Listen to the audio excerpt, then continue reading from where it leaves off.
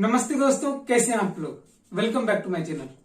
दोस्तों, अब आपको लगता होगा कि शादी करना बुरी बात है, बच्चे होना बुरी बात है, पेरेंट्स के साथ रहना बुरी बात है। हो सकता है आपकी जो भी परसेप्शन हो, बट भाई साहब, मेहरारू आपका टैक्स भी बचा सकती है बचपन से। अब जानिए कैसे बचा सकती है, देखिए पूरी वीडियो। तो आइए शुरू करते हैं। दोस्तों, बिफोर आई बिगिन मैं आपको बता दूं कि आईटीआर से रिलेटेड मैं पूरी प्लेलिस्ट बना रखा हूं, जिसकी बहुत सारी वीडियो मैंने ऑलरेडी बना रखी है।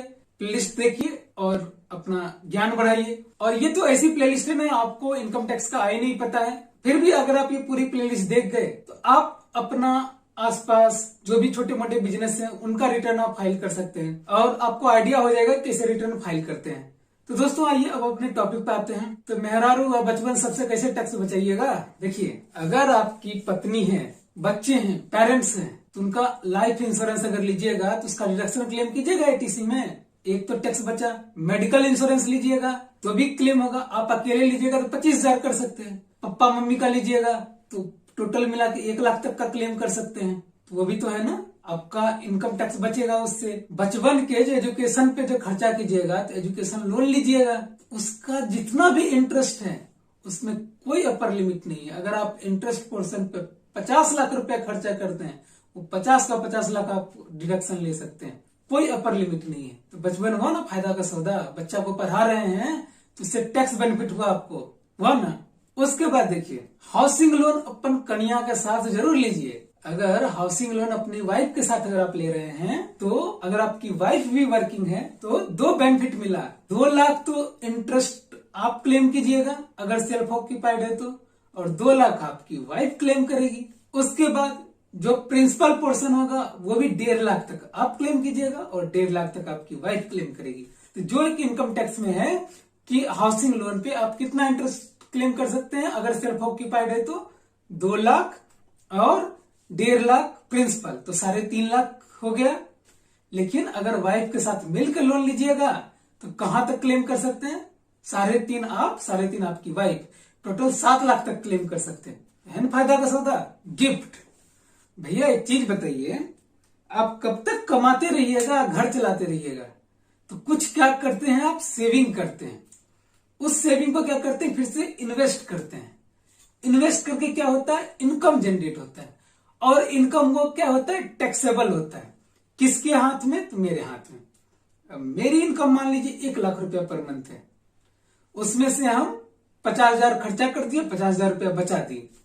अब 50,000 रुपया हम शेयर मार्केट में लगाए, ट्रेडिंग किए, 1 साल में उसको बेच बाच के हमको प्रॉफिट हुआ से मान लीजिए 50,000 का, मान लीजिए 50,000 में 40,000 का प्रॉफिट हुआ। टोटल मेरा यूनिट वैल्यू 90,000 हो गया। अब ये 40,000 किसके इनकम में जुटेगा, मेरे इनकम में। अब क्या कीजिए, आप बचपन के नाम से या वाइफ के नाम से या पेरेंट को गिफ्ट कीजिए और उनके नाम से आप ट्रेडिंग कीजिए। अब वो किसका इनकम हो गया, आपकी वाइफ का इनकम हो गया। अब बोलिएगा आपने जो गिफ्ट किया है वाइफ को, सो तो एग्जम्प्ट है, इनकम टैक्स बोला है कि हाँ भैया आप अपने वाइफ को गिफ्ट दे सकते हैं, बच्चे को गिफ्ट दे सकते हैं, पप्पा को गिफ्ट दे सकते हैं।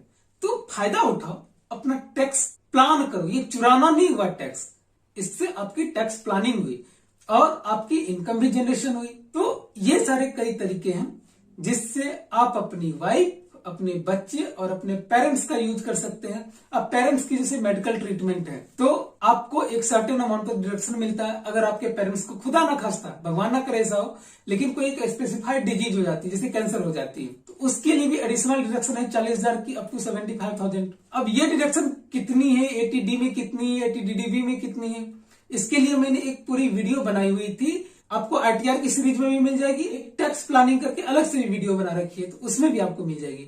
उसको देखिए और अच्छे से समझ लीजिए कि आपको क्या करने से क्या फायदा होगा। अब एसएसए है, मान लीजिए एसएसए का जो इंटरेस्ट आएगा वो आपको टैक्सेबल नहीं होगा ना, वैसे भी एसएसए का इंटरेस्ट टैक्सेबल भी नहीं है। बट मान लीजिए आपने वाइफ के नाम से एक एफडी करा रखी है, तो उस एफडी पे जो इंटरेस्ट आएगा उस पर वाइफ को टैक्स लगेगा। अब आपको मालूम है कि अंडर सेक्शन 80 TTA जो आपका सेविंग अकाउंट पे इंटरेस्ट है अप टू 10,000 रुपीज, वो एग्जम्प्ट होता है, ये आपको मालूम है। अब मान लीजिए मेरी डिपॉजिट बहुत ज्यादा है, मेरी इंटरेस्ट हो जाती है 15,000 के करीब में, तो मैं क्या करूंगा, उसमें से कुछ डिपॉजिट अपने वाइफ के नाम से ट्रांसफर कर दूंगा। और अब क्या हुआ मेरी भी इंटरेस्ट हो गई 10,000 और उनकी इंटरेस्ट हो गई 5,000, तो मेरा पूरा का पूरा एग्जाम्प्ट हो गया, उनका 5,000 रुपया एग्जाम्प्ट हो गया। इस तरीके से दिमाग लगाओ और पैसे बचाओ। तो दोस्तों अब जो हम बताएंगे आपको रिबेट और रिलीफ, ये 2 वर्ड है इनकम टैक्स में, ये क्या होता है ये मैं बताऊंगा अगले वीडियो में। मिलते हैं फिर से आपसे एक नए वीडियो के साथ, तब तक के लिए मेरी तीसरा signing off. Thank you so much.